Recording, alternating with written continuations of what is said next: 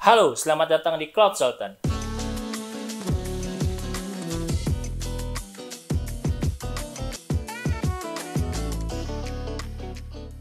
Halo semuanya, di episode pertama kita kali ini, gua mau memperkenalkan diri gua.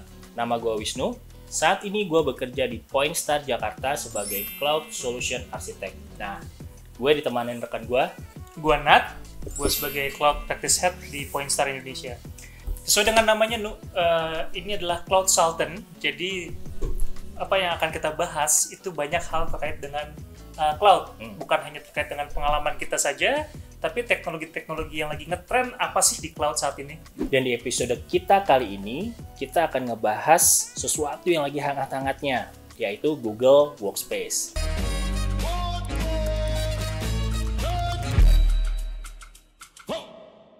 Apa sih sebenarnya Google Workspace? Google Workspace itu dulu dikenal dengan G Suite. Tapi per Oktober tahun ini, Google melakukan rebranding dari namanya G Suite menjadi Workspace.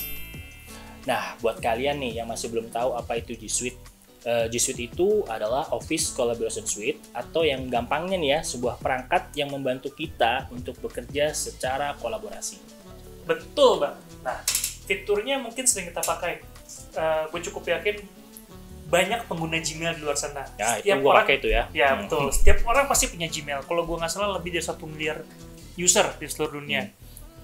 Nah, apalagi handphone juga makin banyak ya, Android, ya kan?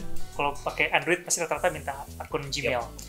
Sehingga karena semua orang sudah punya akun Gmail, mereka tuh beberapa sudah mengoptimalkan fitur Gmail yang lainnya, seperti ada Google Calendar dalamnya, ada Google Meet, Google Drive.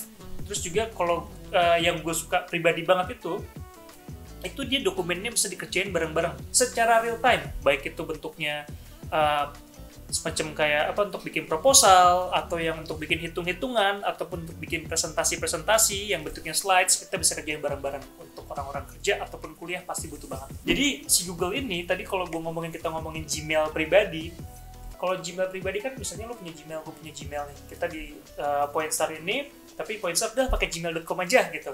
Otomatis email yang masuk ke tempat lu itu kan pasti belakangnya @gmail.com. Nggak keren dong, gitu kan, nggak keren dong. Terus kemudian kalau misalnya ada policy, harusnya Wisnu nih nggak boleh kirim email keluar nih, nggak bisa diatur, karena itu Gmail lu pribadi. Sedangkan di G Suite atau Workspace, dia versi corporate-nya ada adminnya, itu yang membedakan. Ada adminnya. Karena ada adminnya, bisa lebih dikontrol usage-nya, dan juga bisa lebih secure dari data-datanya juga. Menarik. Jadi kalau dari yang lo omongin ya, Google Workspace ini sebenarnya enhancements ya dari Google Suite. Google Workspace ini nggak cuma namanya aja nih yang berubah, tapi dari sisi fitur, terus tampilannya itu juga makin banyak update-nya ya.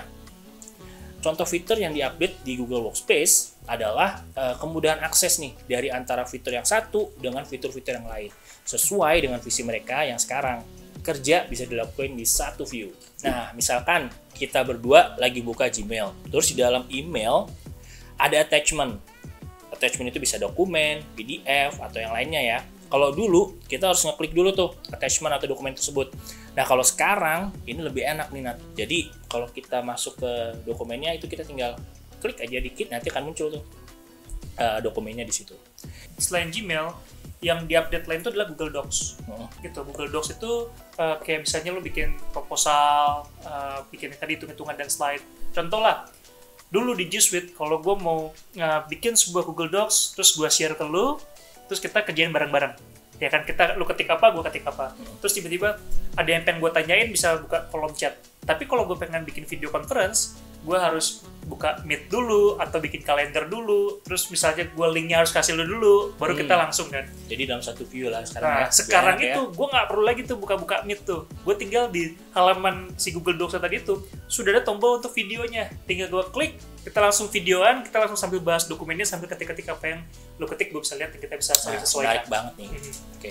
Jadi kalau sekarang jadi berasa ya, diskusinya tuh kayak face to face. Soalnya nggak cuma akses dokumen bareng-bareng aja, tapi kita juga bisa langsung diskusi secara tatap muka gitu ya. Jadi lebih kerasa lah ya interaksinya ya.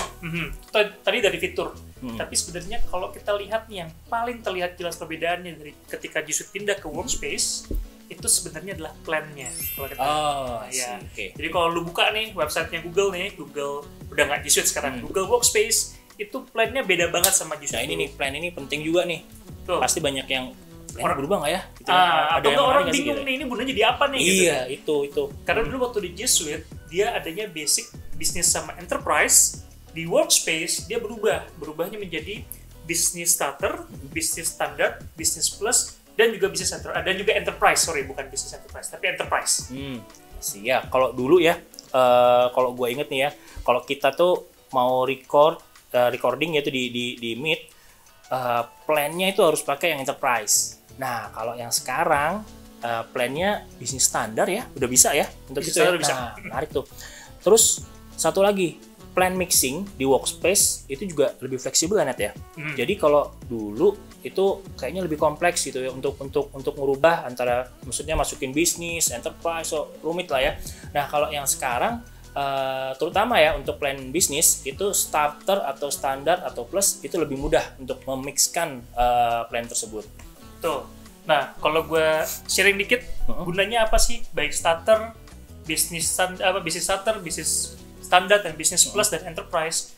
Contohnya gini, starter itu cocok untuk orang-orang yang baru mau mulai pindah ke Workspace, atau mungkin jangan-jangan startup lah gitu kan, dimana mereka belum concern banget sama yang namanya storage. Yang penting email mereka bisa dibuka dari mana saja, pakai handphone, mau pakai iOS, Android, Linux, Windows, iMac, apapun, Mac dan apapun juga, yang penting mereka bisa akses dari manapun. Dan apa yang mereka lihat di, contohnya di handphone mereka dengan apa yang di komputer mereka, itu yang dilihat sama. Gitu. Jadi stepnya itu dulu, dan tanpa downtime. Ya, emailnya nggak ada yang spam dan lain-lain. Kita semua tahu lah fitur Gmail itu seperti apa. Nah, terus kemudian naik sedikit nih, sekarang lagi orang pada work from home, kerja dari rumah. Nah itu menarik tuh, buat yang work from home tuh. Betul. Kenapa? Orang kalau udah mulai kerja dari rumah, yang banyak itu apa? Meeting. Terus terang waktu sebelum work from home ya, sebelum pandemi, gue dalam satu hari itu paling meeting 3-4 kali lah meeting. Semenjak pandemi, ketika kita semua di rumah kan work from home, satu hari kerja ada 8 jam, dan gue punya 8 jam meeting dalam satu hari. Lu pasti ngerasain ya? 8 jam itu teman-teman juga pasti ngerasain tuh, kayak gitu. Nggak bisa lagi ya kasih alasan apa, lagi di jalan nih menuju ke kantor, nggak bisa. Karena lu di rumah. Atau bahkan di jalan pun juga handphone lu kan udah bisa meet gitu. Karena sekarang sudah mulai banyak bisa video call seperti itu. Apalagi kalau misalnya perusahaan lu sifatnya adalah lawyer gitu, atau kan notaris yang berhubungan dengan hukum, berarti kan semua apapun yang lu ucapkan itu harus direkam, harus di-recording. Di situ lu mulai naik level nih. Jangan pakai starter, mulailah pakai yang bisnis standar. Di mana sudah mulai melakukan rekaman tuh. Bisa kita recording. Dan juga storage juga udah semakin besar. Storage gitu. Ya, menarik juga tuh storage. Sebelumnya di starter cuma 30 GB, begitu lu naik ke bisnis standar, per user itu naik jadi 2 tera. 2 tera ya? 2 tera tuh nolnya banyak ke dalam. Kalau yang 30 GB juga habisnya kerasanya lama banget, apalagi yang 2 tera ya. Itu kayaknya pasti lebih lama lah ya habisnya ya. Betul, alasan kenapa lebih lama, kapan-kapan di video lain, di episode lain kita ceritain lah kenapa bisa jadi lebih lama atau 30 GB. Tapi kembali, secara storage itu udah mulai naik, terus secara recording itu udah mulai dipakai. Jadi kalau lu bisnisnya lebih banyak video call udah butuh direkam, itu cocok banget di di bisnis standar. Kapan lu harus naik ke bisnis plus? Ketika perusahaan lu udah mungkin mulai concern dengan security. Ketika kalau ada orang resign, datanya dihapus karena mungkin desainnya nggak baik-baik, gimana cara balikinnya ya? Nah, karena di versi Business Plus itu sudah ada Vault. Tapi di yang versi standarnya belum ada ya? Tapi yang starter standar belum ada, tapi di Business Plus sudah ada Vault, atau juga bisa untuk archive. Jadi kalau misalnya gue lupa hapus data gue nih, gue hapus terus gue minta, nih harusnya jangan dihapus nih, tolong harus dikembaliin. Itu bisa dikembaliin lagi. Wah, itu pengalaman banyak tuh yang kayak gitu. Banyak yang minta untuk balikin datanya dong gitu, karena udah kehapus nggak sengaja, atau mungkin mereka juga lupa lah untuk menghapus filenya. Nah itu menarik sih, kita bisa pakai data itu kembali ya. Betul.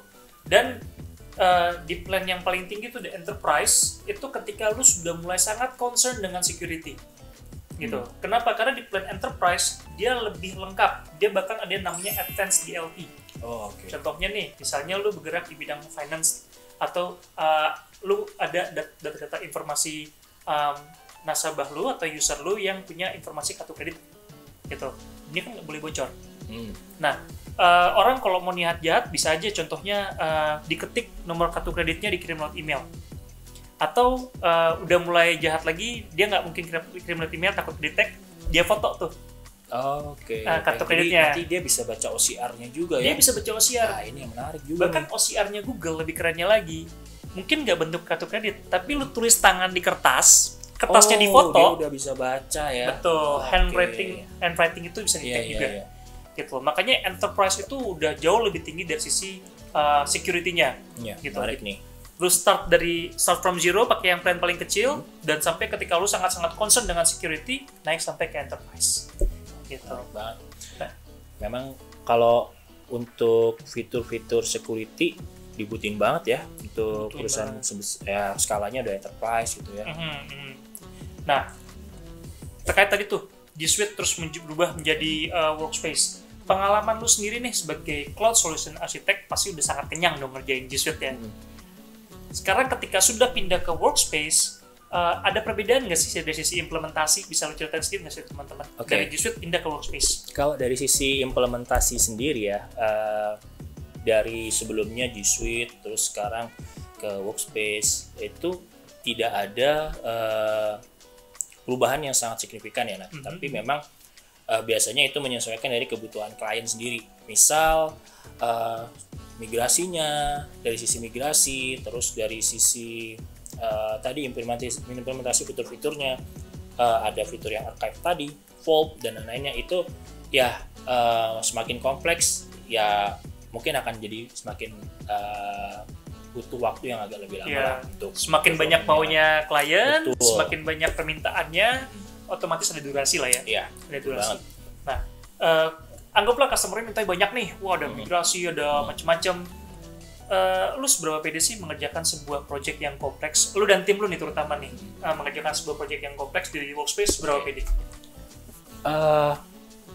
Pertama kali gue pakai G Suite ini di 2014 ya, dan cukup banyak ngelakuin deployment dari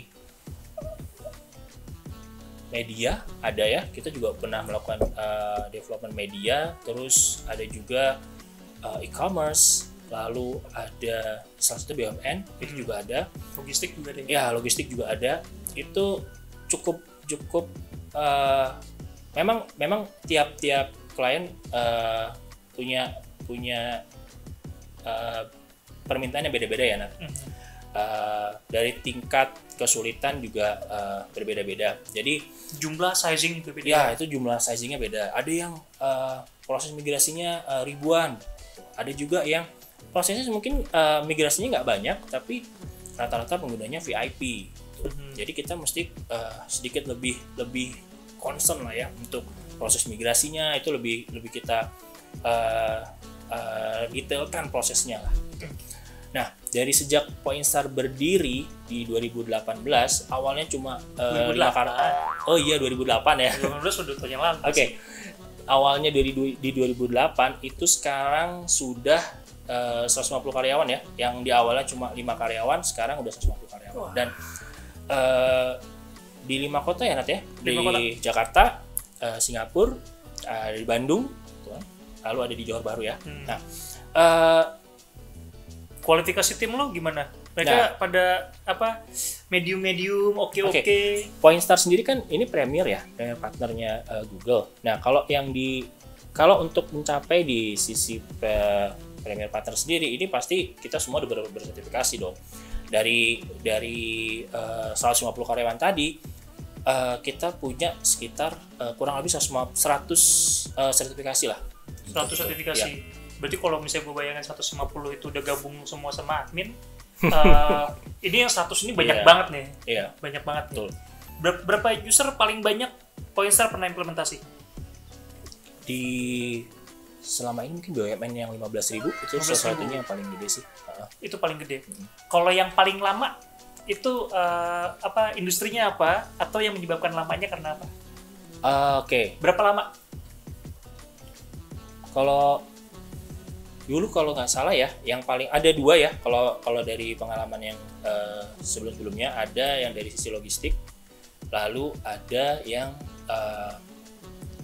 media. Tambang juga nggak salah. Tambang juga, tambang itu yang tambang itu malah lebih cepet kalau gua nggak salah. Ya jadi yang dua ini sebetulnya paling lama yang media, karena memang dari sisi kebutuhannya mereka concern di sisi security. Jadi dari integrasi dengan Active Directory-nya, lalu penggunaan policy di OU tiap-tiap departemen dan divisi mereka itu mereka define satu-satu. Ini yang buat jadi lebih lama lah durasinya. Lebih lama aja. Nah, untuk yang logistik tadi, yang membuat jadi lama itu adalah proses migrasinya sebetulnya. Tapi sebetulnya migrasi juga terlalu lama ya. Masih dalam batas yang wajar lah ya. Tapi memang proses migrasinya agak lebih rumit karena mereka tersebar di beberapa lokasi. Gitu. Jadi nggak cuma di Jakarta, ada di Semarang, ada di Surabaya, Kalimantan, dan di Kalimantan ini remote posisinya, ini yang sedikit lebih sulit lah untuk melakukan proses migrasi gitu lah. Oke. Nice to know. Berarti udah sangat beragam ya. Beragam. Mungkin buat teman-teman sedikit gue sharing bahwa kita nggak hanya masalah teknis juga di sini, tapi kita juga ngebantu dari sisi campaign-nya. Gitu. Bagaimana kita bisa merubah mindset, karena ketika perubahan dari satu sistem ke sistem yang lain, itu yang paling susah dirubah itu mindset. Kita punya lebih dari 700 customer kalau nggak salah ya. Setuju gue sama itu. Jadi memang mindset itu agak susah ya untuk dirubah lah ya. Jadi itu yang kita memang harus educate lah ke usernya. Ya, makanya sekarang kita bisa bantu untuk perusahaan-perusahaan yang mau berubah, yang mau move to the cloud, merubah mindsetnya menjadi workspace gitu. Satu view bisa banyak kerjaan kita lakukan bareng-bareng gitu. Nah, kalau pengen tahu lebih lanjut apa itu Poinstar, bisa langsung cek di www.poinstar.co.id. Kalian juga bisa tanya-tanya seputar cloud atau Poinstar di kolom komentar. Jangan lupa subscribe channel ini dan juga follow kita di Instagram @cloudsultan. And I think it's time to move to the cloud. Bye-bye. Bye-bye.